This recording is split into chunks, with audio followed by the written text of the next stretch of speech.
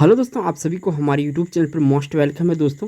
तो दोस्तों इस वीडियो में हम डिस्कस करेंगे जो ग्रुप डी के एग्ज़ाम में पूछे जा रहे हैं रीजनिंग के प्रश्न, उनका डिस्कस करेंगे। दोस्तों आप लोग अगर ग्रुप डी के एग्ज़ाम दिए होंगे या देने वाले हैं तो जो पैटर्न है दोस्तों रेलवे का, उससे सीधा जो है कि अपोजिट कर दिया गया है। यहाँ पे देखिए बहुत सारे क्वेश्चन जो है बहुत डिफ़िकल्ट टाइप से पूछा जा रहा है दोस्तों, क्योंकि इस टाइप के क्वेश्चन जो होता है ये बैंकिंग एसएससी के लिए होता है, क्योंकि बड़े लेवल के एग्जाम के लिए होता है।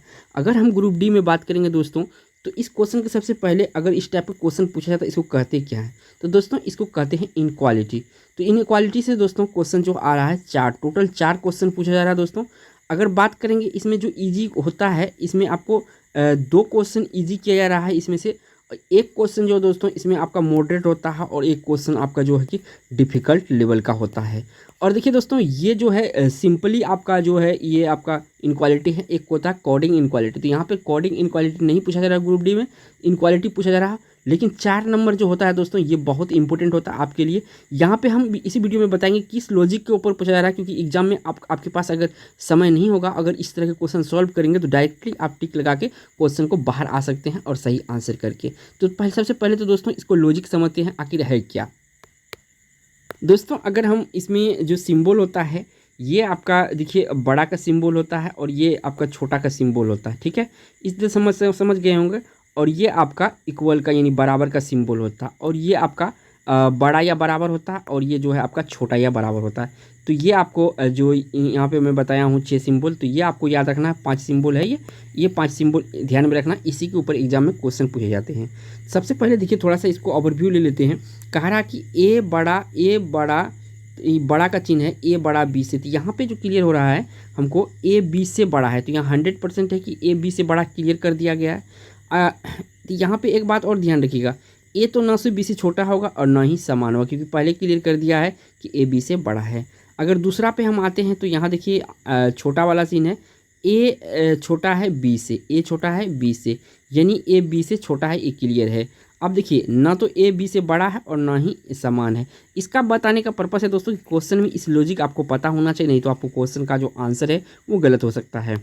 अब यहाँ पे दोस्तों बराबर, तो बराबर का मतलब है कि बराबर जो है यहाँ पर ए बी का बराबर है, तो ए बी के बराबर होगा, ये ना तो बड़ा होगा ना ही छोटा होगा, तो ये बात भी ध्यान रखिएगा।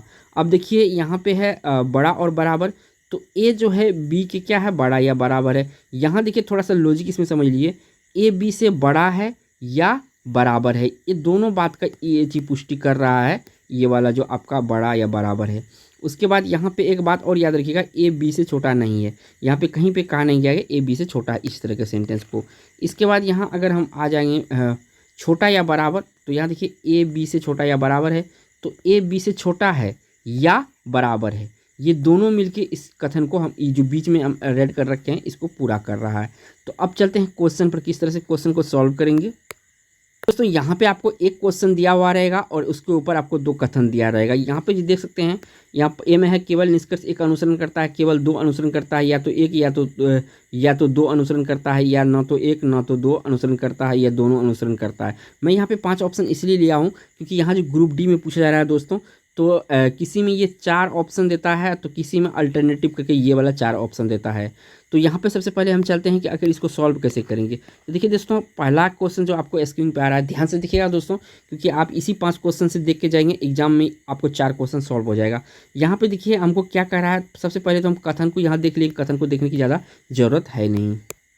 यहाँ पे दोस्तों हम कथन को देख लें, इसके बाद निष्कर्ष को देखते हैं। निष्कर्ष यहाँ पे कहता है क्या, देखिए यहाँ से हम इस तरह से जाएंगे, बड़ा की तरफ से हम लेंगे, ई बड़ा या बराबर है जी के, और दूसरा जो निष्कर्ष है इसमें कहता है जे बड़ा या बराबर है एफ के। तो हम किस तरह से चलेंगे, जिस तरह से ओपन फेस रहेगा वो बड़ा वैल्यू होता है, तो हम उसी तरह से चलेंगे ताकि हमको जाके परीक्षा में क्या हो, आसान हो जाए काम। यहाँ पे आपको उल्टा सीधा ध्यान नहीं रखना, सिर्फ आपको ये दिखना रखना हमको बड़ा की तरफ से चलना है। अब देखिए निष्कर्ष एक क्या कहता है, निष्कर्ष हम चलेंगे ई से जी की तरफ। तो ई हमारा कहाँ है, यहाँ पर है, जी हमारा यहाँ पे। अब देखिए जी जो है एफ से क्या है, बड़ा या बराबर है, ठीक है। और एफ देखिए एफ और इसी में क्या संबंध है, तो एफ और ई में जो है कि यहाँ पे क्या है, एफ जो है ई से छोटा है यानी ई बड़ा है। तो यहाँ पे देखिए जी क्या है, जी सॉरी यहाँ से ई से हम चलेंगे, थोड़ा ओपन फेस है तो ई से चलेंगे, ई से हम एफ की तरफ गए तो यहाँ पे बड़ा है और एफ बड़ा है जी, ये जो है कि 100% जो है कि बड़ा या बराबर वाला बात कर रहा है। यहाँ पे देखिए, यहाँ पे मेरा सिंबल क्या है, ये वाला सिंबल है, और यहाँ पे रिप्रेजेंट हमको ये वाला सिंबल हो रहा है, ठीक है। तो ई जो है एफ से तो बड़ा है, लेकिन जी से बड़ा या बराबर है, ये बात हमको पता नहीं। तो कॉन्फर्म है कि हमारा क्या होता है, एक गलत है। इसके बाद हम चलेंगे यहाँ से एफ, जे से एफ की तरफ चलेंगे। तो जे यहाँ है मेरा और एफ मेरा यहाँ है। देखिए, अगर कभी भी बीच में देखिए, अगर इस तरह के थोड़ा सा हम आपको हिंट्स देते हैं, ये बात याद रखिएगा, कभी भी अपोजिट सिंबल हो जाए, या इस तरह से सिंबल हो जाए, या इस तरह से आपका सिंबल हो जाए, ठीक है, तो यहाँ पे जो निष्कर्ष है वो नहीं निकलता है, गलत होता है निष्कर्ष। तो यहाँ पे सेम कंडीशन इसी बात से बन रहा है दोस्तों, कि यहाँ से अगर हम जे से ई की तरफ अगर जाएंगे तो थोड़ा सा, तो देखिए यहाँ से जे से हम किसके तरफ जाएंगे, तो एफ के तरफ जाएंगे। तो यहाँ पे देखिए बीच में आप देखेंगे तो अपोजिट साइन है, जी जो कि यहाँ पे ये देखिए, और यहाँ पे जो आपका जे है, तो यहाँ पर अपोजिट सिंबल है। तो ये कथन भी नहीं हो सकता है। तो यहाँ पर जो ऑप्शन होगा सही, यहाँ पर 1 और 2 कोई निष्कर्ष फॉलो नहीं करता है। तो ये वाला ऑप्शन आपको टिक करना है। बढ़ते हैं 2 नंबर क्वेश्चन में। 2 नंबर क्वेश्चन दोस्तों इसमें पूछा जा रहा है आपसे। देखिए यहाँ पे हम तो ये देख लिए, हमको इससे ज़्यादा ज़रूरत नहीं है, तो पहले निष्कर्ष को हम देख लेते हैं। निष्कर्ष क्या कहता है, टी जो है आर के तरफ जाएंगे, तो टी हमारा आर से बड़ा होना चाहिए। तो यहाँ पे देखिए, यहाँ पे दो आपका सेंटेंस दिया हुआ है। तो हमसे टी से तरफ आर के तरफ, यहाँ पे टी है और आर कहाँ है, ये वाले में है। तो यहाँ पे हम क्या करेंगे, कॉमन ढूंढेंगे। क्या करेंगे, हम कॉमन ढूंढेंगे।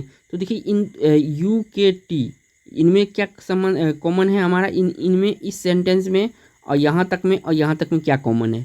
तो यहाँ पर अगर हम ध्यान से देखेंगे वाई एक्स जी आर, और यहाँ देखेंगे यू के टी एल जे, तो यहाँ पे कुछ आ रहा है आपका नज़र में, तो एक्स वाई जी आर जे, इसमें आ रहा है। तो हम क्या करेंगे, तो यहाँ पर हम जे को बैठा देंगे। देखिए यहाँ पे हम करेंगे कैसे, तो ध्यान से इसको देखिएगा।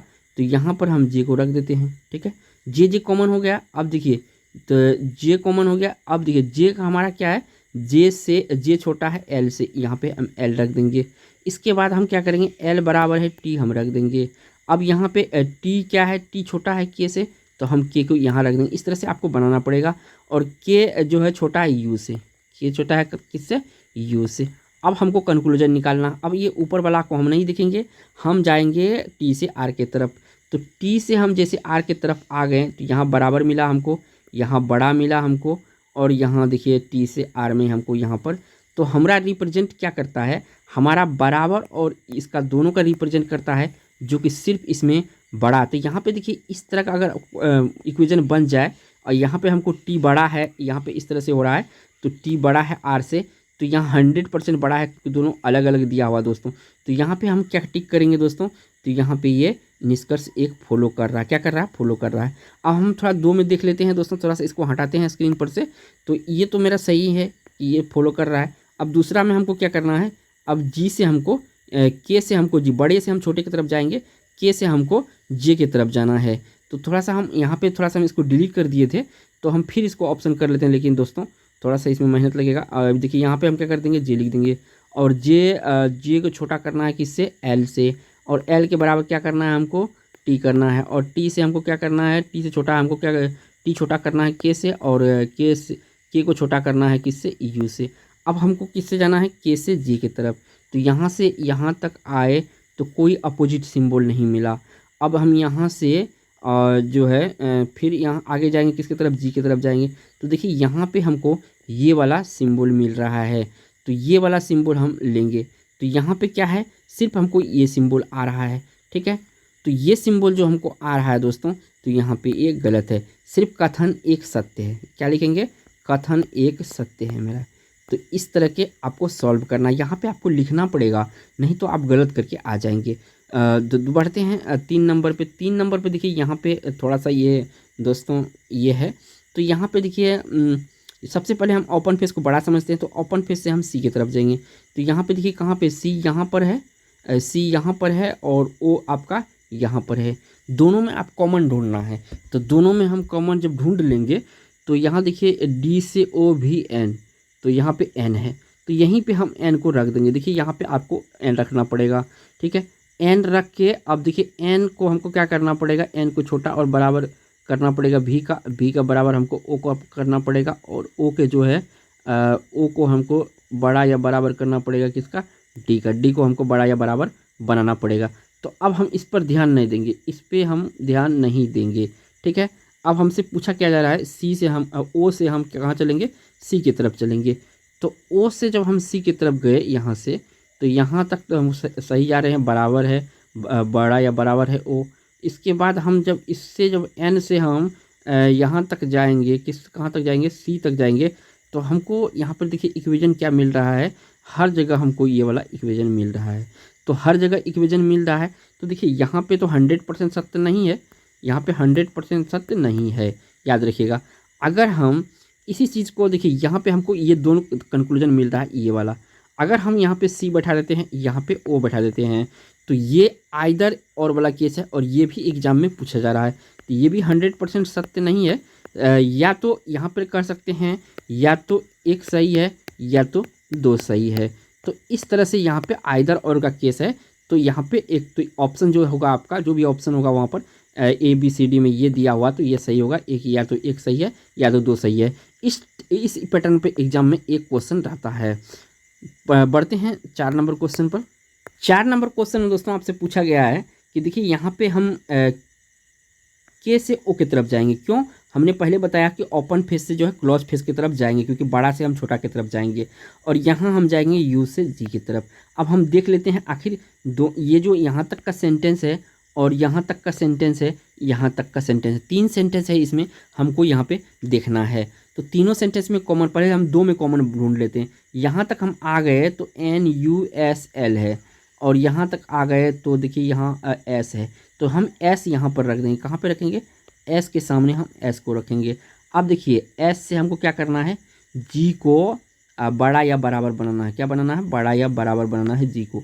इसके बाद जो बराबर क्या करना है हमको, तो बराबर में हमको पी करना है, और पी को बड़ा करना है ओ से, तो ओ हम यहाँ पे रख दिए। अब हम इतना टो को भूल जाएंगे, इतना टो को भूल जाएंगे। अब हम इसको भी मर्ज कर लेते हैं, हो सकता है इसका भी काम आ जाए, हाँ के है तो इसका भी काम होगा। हम एल की जगह रख लेंगे, एल यहाँ पर है, हम यहाँ पे एल रख देंगे। अब देखिए एल को बड़ा करना है ई से, ठीक है, यहाँ पे जिस तरह सिंबल रहेगा हम उसी तरह प्रयोग करेंगे। अब ई बराबर हमको के करना है। अब हमारा ये सॉलिड फॉर्म में बन गया। अब यहाँ से हम डायरेक्टली क्वेश्चन लगा सकते हैं। अब देखिए के से ओ की तरफ जाएंगे, यहाँ के है और ओ कहाँ है, तो ओ यहाँ पे देखिए, यहाँ बराबर है, यहाँ बड़ा है, और यहाँ बड़ा बराबर है, और यहाँ देखिए। तो यहाँ पर अगर यहाँ पे आप थोड़ा सा हम कलर चेंज करते हैं आप लोग को समझाने के लिए। अगर यहाँ पे हम कलर की बात करेंगे तो देखिए, एक तो हमको सिंबल यहाँ तक तो हम सीधे आ रहे थे, ठीक है, ओपन फेस ओपन फेस। तो यहाँ जैसे हम पी के पास पहुँचे तो यहाँ पे देखिए, आप इसको अगर ध्यान से देखेंगे तो यहाँ पे क्लोज फेस है। तो ये तो बिल्कुल नहीं होगा, मतलब ये असत्य होगा। क्या होगा, असत्य होगा, यानी फॉलो नहीं कर रहा है। अब हम जब 2 नंबर पे जाएंगे तो हमको यू से जे की तरफ जाना है। यू हमने कहाँ लिखा है, तो यू हमारा यहाँ पे है।